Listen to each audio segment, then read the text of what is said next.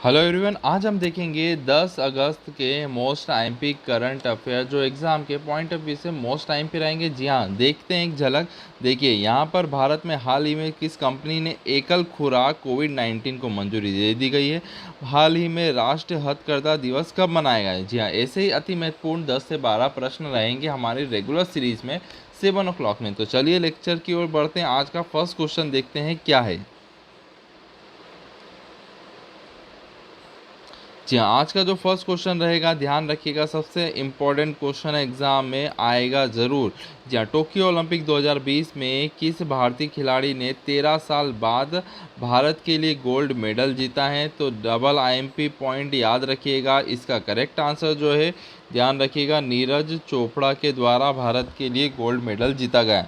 अब इनकी विशेषता ध्यान रखिएगा और क्या क्या प्रश्न पूछे जा सकते। देखिए, टोक्यो ओलंपिक 2020 में पुरुष जेवलिंग थ्रो में फाइनल में नीरज चोपड़ा ने 87.58 मीटर का स्कोर प्राप्त करके टॉप हासिल रैंक करी गई है। जी हाँ, और ये भारत के लिए 13 वर्ष बाद गोल्ड मेडल जीता गया है। और उन्होंने 121 साल, जी हाँ, 121 साल के इतिहास में पहली बार ट्रैक एंड फील्ड में भारत को गोल्ड मेडल दिलाया है। देखिए कितना आईएमपी चीज़ है। और गोल्ड मेडल जीतने वाले यह पहले व्यक्तिगत इवेंट में गोल्ड मेडल जीतने वाले कौन से व्यक्ति बन गए हैं, दूसरे व्यक्ति बन गए। तो आपको बताना है व्यक्तिगत गोल्ड मेडल जिताने वाले पहले पर्सन का नाम। जी हाँ, सेकेंड आया है तो फर्स्ट भी जरूर कोई ना कोई से ऑनलाइन एग्जाम में जरूर पूछा जाएगा। चलिए अगले प्रश्न की ओर चलते हैं। अगला प्रश्न आपके सामने देखिए, निम्नलिखित में से किस हाई कोर्ट ने ऑनलाइन गेमिंग, जी हाँ ध्यान रखिए यहाँ पर ऑनलाइन गेमिंग पर प्रतिबंध लगाने वाली तमिलनाडु के कानून को रद्द कर दिया गया है। जी हाँ, तमिलनाडु के द्वारा एक कानून लाया गया था जिस पर ऑनलाइन गेमिंग को जो हो रहा था सारी चीज़ें, तो जिस कारण से उसे प्रतिबंध लगाने की बात करी गई थी, मगर मद्रास हाई कोर्ट ने इसे क्या कर दिया, नामंजूर कर दिया गया है, रद्द कर दिया गया है। जी हाँ, वैसे आपका क्या विचार है कमेंट करके ज़रूर बताइएगा। ऑनलाइन गेमिंग बेनिफिट है या फिर नहीं। चलिए अगले प्रश्न की ओर चलते हैं। क्वेश्चन नेक्स्ट देखते हैं, थर्ड। अगला प्रश्न आपके सामने।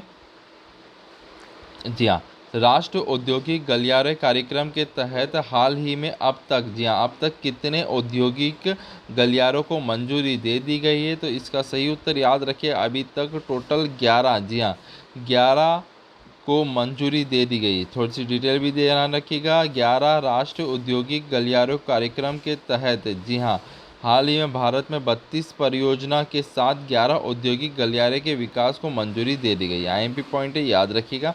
चलिए अगले प्रश्न की ओर चलते हैं बच्चों। चलिए अगला प्रश्न है, इनमें से किस मंत्रालय ने तत्वाधान में रक्षा साइबर एजेंसी की स्थापना को मंजूरी दे दी गई है। तो इसका सही उत्तर है, करेक्ट आंसर याद रखिएगा, रक्षा मंत्रालय। जी हाँ, रक्षा मंत्रालय ने इसे मंजूरी दे दी गई है, साइबर एजेंसी को। चलिए आज का अगला प्रश्न देखते हैं। चलिए नेक्स्ट प्रश्न, निम्नलिखित में से किस प्रशासन ने भारतीय नागरिकों के लिए, ध्यान रखिए यहाँ पर, इनर लाइन परमिट की आवश्यकता को समाप्त कर दिया गया। जी हाँ, ध्यान रखिए, भारत का ये है, तो ध्यान रखिए इनर लाइन परमिट को आवश्यकता को समाप्त कर दिया गया है लद्दाख प्रशासन के द्वारा। जी हाँ, याद रखिएगा, आईएमपी पॉइंट है ये भी। चलिए नेक्स्ट क्वेश्चन देखते हैं, सबसे आईएमपी प्रश्न आज का एक और। जी हाँ, भारत में हाल ही में किस कंपनी ने एकल खुराक, याद रखिएगा, एकल खुराक कोविड-19 को मंजूरी दे दी गई है। जी हाँ, एकल खुराक को मंजूरी दे दी गई। तो इस कंपनी का नाम है जॉनसन एंड जॉनसन, याद रखिएगा। जी हाँ, आपसे पूछ सकते हैं एकल खुराक कंपनी कौन सी है, तो ध्यान रखिए जॉनसन एंड जॉनसन है और भारत ने इसे मंजूरी दे दी गई है। वैसे अब भारत के पाँच अलग अलग प्रकार की वैक्सीनें भी है, ध्यान रखिएगा ये पॉइंट भी। चलिए अगला पॉइंट देखते हैं। जी हाँ, डॉक्टर वीरेंद्र कुमार ने किस शहर में डॉक्टर अंबेडकर इंटरनेशनल सेंटर में पीएम दक्ष, जी हाँ, दक्ष पोर्टल मोबाइल ऐप लॉन्च किया गया है। तो इसका सही उत्तर जो है, ध्यान रखिएगा, दिल्ली। जी हाँ, दिल्ली को तो कोई नहीं जानता। चलिए अगले प्रश्न की ओर चलते हैं।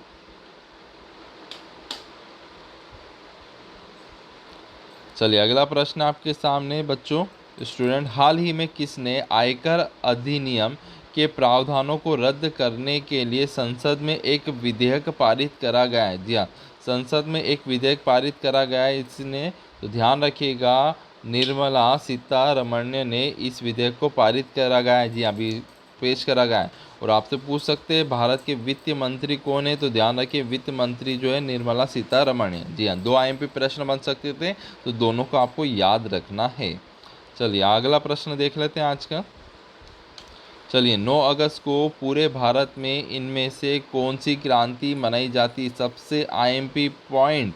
जी हाँ, तो ध्यान रखिएगा अगस्त क्रांति मनाई जाती। जी हाँ, जानते होंगे 9 अगस्त 1942। जी हाँ, अगस्त क्रांति की शुरुआत हुई थी, तो इसी दिन से 9 अगस्त को अगस्त क्रांति के रूप में मनाया गया है। चलिए अगला प्रश्न है 9 अगस्त को पूरे विश्व भर में कौन सा दिवस मनाया जाता है। जी हाँ, ध्यान रखिएगा विश्व आदिवासी दिवस मनाया जाता है कब, 9 अगस्त को। जी हाँ दोस्तों।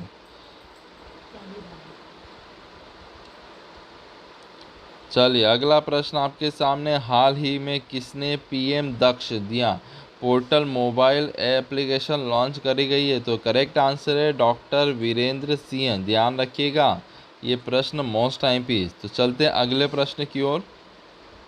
जी हाँ, आपको बताना है हाल ही में राष्ट्रीय हथकरघा दिवस कब मनाया गया।